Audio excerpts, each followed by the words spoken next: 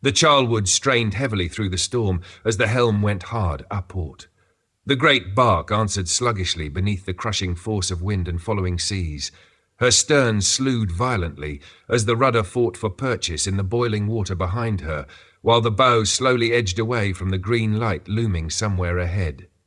"Hold her over!" Captain Hiscocks shouted. The helmsman braced himself against the wheel with both arms. Rain slashed across the deck in blinding sheets while rigging screamed high overhead beneath the gale. Sailcloth thundered violently in the darkness as the reduced storm canvas strained against the wind. For one brief instant, the green light vanished completely. Then the storm swallowed everything. The Charlwood plunged once more into total blackness. No horizon remained visible beyond the rails. Waves burst unseen against the hull, while freezing rain hammered the deck hard enough to sting exposed skin raw. Men on watch could barely make out one another through the shifting curtains of spray. Another sea lifted the stern violently. The ship yawed again beneath the pressure of the gale. Then, without the slightest warning, the middle of the Charlwood erupted in chaos. A massive steel bow exploded through the starboard side of the vessel with catastrophic force. The impact sounded like the world splitting apart. Iron screamed. Timbers shattered instantly beneath the crushing weight of the collision, while cabins, bulkheads, and cargo spaces disintegrated in an avalanche of splintered wood and twisted steel.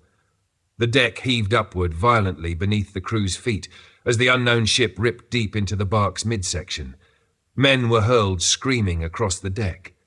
Cargo burst upward through shattered hatch covers, while one of the masts cracked with a deafening report high above the storm.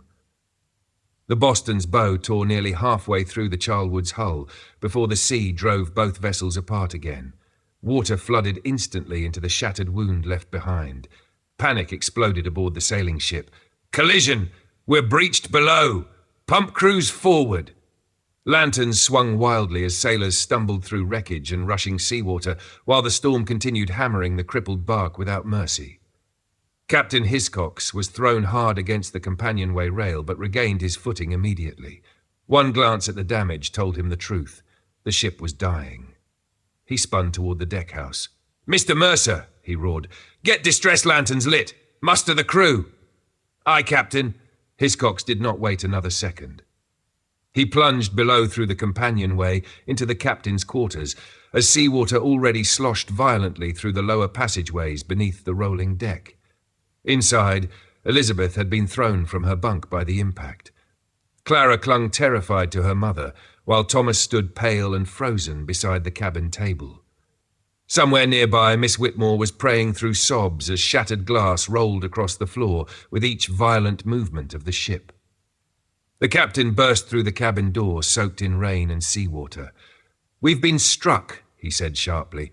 "Get your coats on now." Elizabeth looked into his eyes and understood immediately how grave the situation truly was. "Are we sinking?" she whispered. Hiscocks hesitated only a fraction too long. Then another violent shudder passed through the Charlwood as seawater roared somewhere deep below the hull. "Yes," he answered quietly. He grabbed Thomas by the shoulder. "Move." Above them, the storm continued raging, while sailors struggled desperately to prepare the stern lifeboats in the darkness.